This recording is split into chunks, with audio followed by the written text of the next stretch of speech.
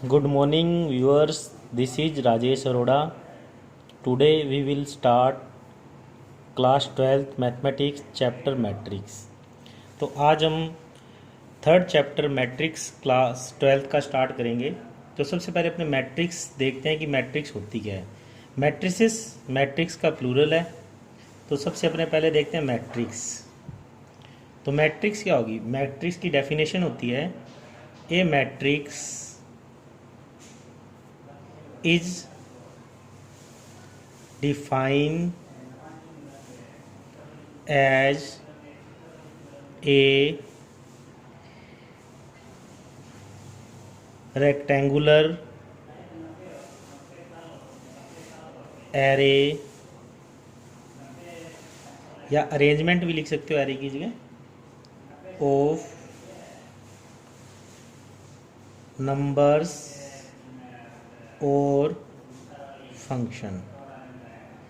यानी जो मैट्रिक्स है उसमें क्या होगा कि एक रेक्टेंगुलर अरेंजमेंट होगा किसका? नंबर या फंक्शन का।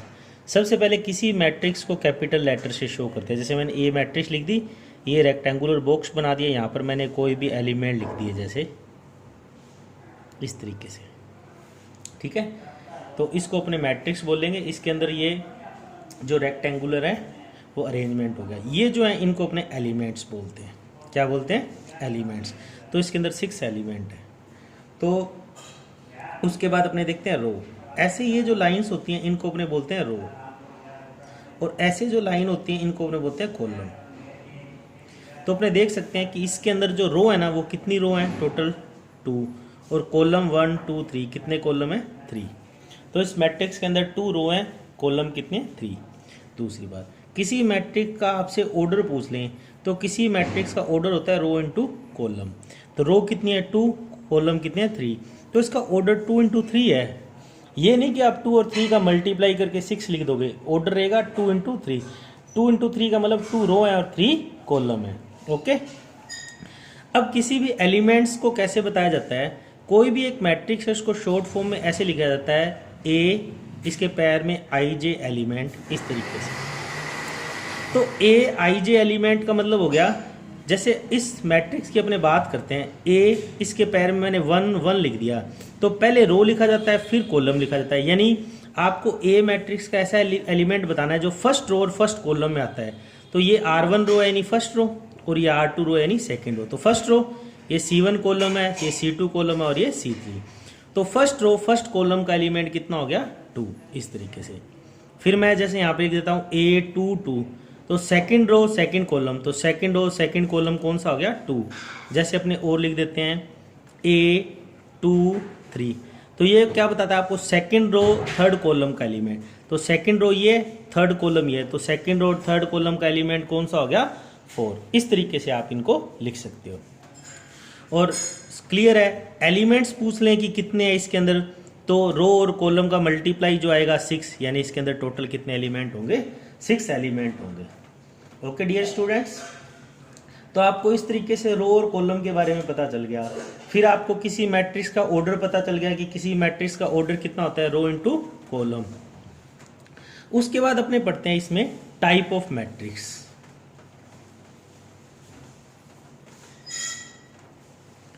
तो टाइप ऑफ मैट्रिक्स में अपने कई टाइप की मैट्रिक्स पढ़ेंगे। सबसे पहले अपने पढ़ते हैं इसमें रो मैट्रिक्स। रो मैट्रिक्स में क्या होता है? A matrix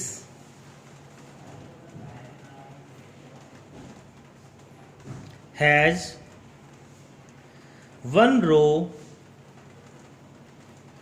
is known as row matrix. अगर कोई मैट्रिक्स आपके पास ऐसी मैट्रिक्स है जिसमें रो कितनी है? 1, कॉलम कितने भी हो सकते हैं, तो अपने इस मैट्रिक्स को कौन सी मैट्रिक्स बोलेंगे? Row matrix. जैसे एग्जांपल के लिए मैं एक बी मैट्रिक्स ले लेता हूँ, 2 4 6 8। अब बी मैट्रिक्स है, इसके अंदर रो कितनी है? 1, और कॉलम कितने हैं? 1 2 3 4। तो इसका ऑर्डर कितना हो गया? 1 इंटू 4। लेकिन आप देख रहे हो बी मैट्रिक्स है, इसके अंदर एक ही रो है, इसलिए इसको कौन सी मैट्रिक्स बोलेंगे? अपने रो मैट्रिक्स बोलेंगे। ओके स्टूडेंट्स, नेक्स्ट है आपके पास कॉलम मैट्रिक्स। तो अपने देखते हैं कॉलम मैट्रिक्स है, ये सेम ऐसे ही होगा जैसे रो मैट्रिक्स थी। A matrix has one column known as column matrix. Okay, अगर किसी मैट्रिक्स के अंदर एक कॉलम होगा ओनली फॉर, तो उसको अपने कौन सी मैट्रिक्स बोलेंगे? एक कॉलम होगा तो उसको कॉलम मैट्रिक्स। जैसे एग्जांपल के लिए मैं कोई भी एक मैट्रिक्स ले लेता हूँ C 1 2, यहाँ पे 0 लिख देता हूँ। तो आप देख रहे हो कि इसके अंदर रो कितनी है 3, लेकिन कॉलम कितना है 1। तो इस मैट्रिक्स को अपने कौन सी मैट्रिक्स बोलेंगे? Column matrix. यानी ऐसी मैट्रिक्स जिसमें एक ही कॉलम हो, रो कितनी भी हो सकती है, तो उसको अपने कौन सी मैट्रिक्स बोलेंगे? Column matrix. Okay dear students, next अपने पास मैट्रिक्स आती है स्क्वायर मैट्रिक्स। थर्ड अपने पास कौन सी मैट्रिक्स है? Square matrix.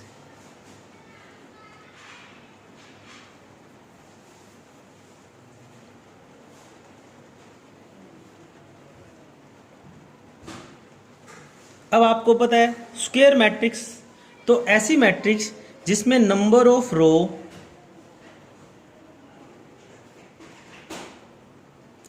इक्वल हो किसके? नंबर ऑफ कॉलम के। तो अपने ऐसी मैट्रिक्स को कौन सी मैट्रिक्स बोलेंगे? Square matrix. जैसे एग्जांपल के लिए मैंने ये एक मैट्रिक्स लिख दी थी, तो इसके अंदर देखो 1 रो है और 1 ही कॉलम है, तो ये स्क्वायर मैट्रिक्स होगी। और देखते हैं अपने 1 2 0 6, ये भी स्क्वायर मैट्रिक्स है, इसमें 2 रो 2 कॉलम है। और अपने देख लेते हैं 1 2 3 0 -1 -2, ऐसे 6 लिख लो, माइनस का 4 लिख लो, ऐसे। तो इसमें देखो 3 रो 3 कॉलम है। यानी कहने का मतलब अगर कोई मैट्रिक्स है अपने पास A, उसका ऑर्डर m × n है और m और n इक्वल है ना, तो वो कौन सी मैट्रिक्स होगी? Square matrix. यानी रो और कॉलम है वो क्या होने चाहिए? इक्वल होने चाहिए। तो अपने उसको कौन सी मैट्रिक्स बोलेंगे? Square matrix. Okay students, next अपने 4 टाइप की मैट्रिक्स पढ़ते हैं, डायगोनल मैट्रिक्स।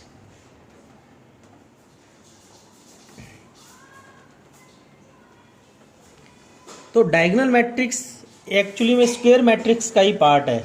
अगर कोई स्क्वायर मैट्रिक्स है उसके बाद अपने उसको डायगोनल मैट्रिक्स प्रूव करेंगे। तो अपने इसकी डेफिनेशन लिखेंगे, A square matrix is called the diagonal matrix if its diagonal element are 0। Okay students, okay student, are 0 0 नहीं, नॉट 0, नॉन 0, मतलब कि डायगोनल एलिमेंट 0 नहीं होने चाहिए, उसके अलावा बाकी एलिमेंट्स क्या होने चाहिए? 0 होने चाहिए। तो अपने इसको क्या बोलेंगे? Diagonal matrix. जैसे मैं एक एग्जांपल लिख देता हूँ 2 4 0 0। डायगोनल है ना, इसको ऐसे ही डायगोनल लेंगे, ये डायगोनल नहीं होगा, ध्यान रखना। डायगोनल ऐसे होंगे, ध्यान रखना। यानी अपने पास कोई भी A i j एलिमेंट है, वो डायगोनल एलिमेंट तब कहलाएगा जब i और j क्या हो? इक्वल हो। जैसे ये एलिमेंट A11 है तो डायगोनल का एलिमेंट है, ये A22 है तो डायगोनल का एलिमेंट है।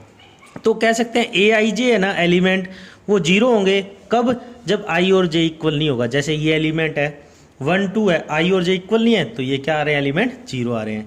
और A i j not equal to 0 होगा कब? जब i और j इक्वल होंगे। यानी कहने का मतलब है डायगोनल सिर्फ आपको ऐसे ही लेना है। अगर डायगोनल के एलिमेंट नॉन 0 हैं तो उसको अपने डायगोनल मैट्रिक्स बोलेंगे। और एग्जांपल ले सकते हो आप 1 2 6 0 0 0 0 0 0, ये भी आपके पास कौन सा हो गया? Diagonal matrix. ओके, नेक्स्ट अपने पास आता है स्केलर मैट्रिक्स। 5th टाइप की अपने पास मैट्रिक्स आती है, कौन सी? Scalar matrix. अब स्केलर मैट्रिक्स होने के लिए वो डायगोनल मैट्रिक्स होनी चाहिए। ठीक है, तो इसकी डेफिनेशन लिखेंगे, इट इज ए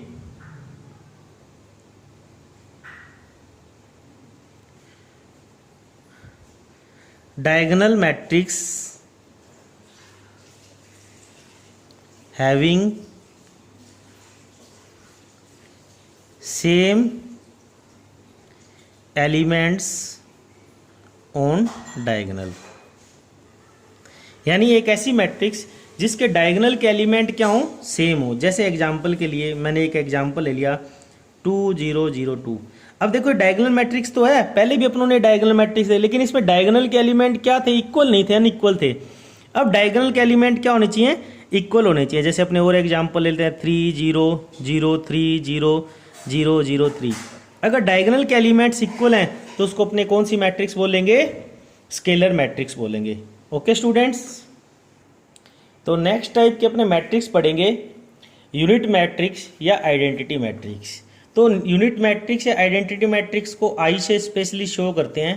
अगर डायगोनल के एलिमेंट 1 1 है तो अपने उसको यूनिट मैट्रिक्स बोलेंगे। जैसे एग्जांपल के लिए ये मैंने आपको बना दिया, या फिर अपने सिंपल इसको भी ले सकते हैं, ये भी यूनिट मैट्रिक्स है। यानी डायगोनल के एलिमेंट्स हैं वो इक्वल भी होने चाहिए और 1 1 होने चाहिए, तो उसको अपने आइडेंटिटी मैट्रिक्स या यूनिट मैट्रिक्स बोलेंगे। तो इसको अपने जैसे I3 भी लिख सकते हैं, इसको I2 भी लिख सकते हैं, कई बार लिखा होगा। तो आई स्पेशली जो सिंबल अपने देंगे वो यूनिट मैट्रिक्स या आइडेंटिटी मैट्रिक्स के लिए देंगे। ओके डियर स्टूडेंट्स, लास्ट अपने पास 7th टाइप की मैट्रिक्स आती है जीरो मैट्रिक्स। जीरो मैट्रिक्स या फिर अपने इसको नल मैट्रिक्स भी बोल सकते हैं। तो नेम से ही क्लियर है, ऐसी मैट्रिक्स जिसके ऑल एलिमेंट्स क्या हो, जीरो हो, तो उसको अपने जीरो मैट्रिक्स बोलेंगे। तो इसको एक कैपिटल जीरो बनाकर थोड़ा सा शो करेंगे। जैसे ये हो गया जीरो मैट्रिक्स, या फिर ये होगी अपने पास जीरो मैट्रिक्स। यानी ऐसी मैट्रिक्स जिसके सारे के सारे एलिमेंट्स क्या हो, जीरो हो, तो अपने इसको कौन सी मैट्रिक्स बोलेंगे, जीरो मैट्रिक्स बोलेंगे।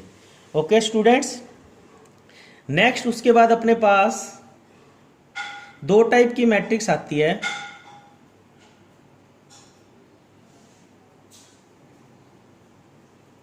Upper triangular matrix. देखो अपर ट्रायंगुलर मैट्रिक्स क्या होती है, आपके पास कोई भी एक ऐसी मैट्रिक्स हो, जैसे मैं कोई भी एक मैट्रिक्स बनाता हूँ 2 4 6 और फिर यहाँ पर 8 2 1। अब आप देखो इसमें ना ऊपर जो ट्रायंगल बन रहा है उसको छोड़कर बाकी एलिमेंट्स क्या होने चाहिए, देखो बाकी एलिमेंट जीरो होने चाहिए। तो इसको कौन सी अपने बोलेंगे, upper triangular matrix. Okay students, next इसका अपोजिट आ जाएगा लोअर ट्रायंगुलर मैट्रिक्स। तो इसमें सेम ऐसे ही होगा, लेकिन इसमें नीचे की तरफ ट्रायंगल बनेगा तो लोअर पार्ट में, इसलिए इसको लोअर ट्रायंगुलर मैट्रिक्स बोलते हैं। जैसे 2 4 6 1 2 9 और बाकी सब एलिमेंट्स को क्या कर दो, जीरो कर दो। तो देखो ये नीचे की तरफ लोअर पार्ट में ट्रायंगुलर बन रहा है, इसीलिए अपने इसको कौन सी मैट्रिक्स बोलेंगे, lower triangular matrix. Okay dear students, next अपने पास आएगा trace of matrix. Trace of matrix क्या होता है, जैसे अपने पास कोई भी एक मैट्रिक्स है तो इसको ऐसे लिखेंगे trace of A matrix. Trace of matrix का मतलब होता है किसी भी मैट्रिक्स के डायगोनल के जो एलिमेंट है ना उनका अगर अपने टोटल कर देते हैं तो वो मैट्रिक्स का क्या हो जाता है, ट्रेस हो जाता है। तो ये आपके पास किसी मैट्रिक्स का ट्रेस ऑफ ए मैट्रिक्स का मतलब होगा इसके जो ए मैट्रिक्स है उसके डायगोनल का आपको क्या करना है, सम करना है। ओके स्टूडेंट्स, नेक्स्ट अपने करते हैं इक्वल मैट्रिक्स।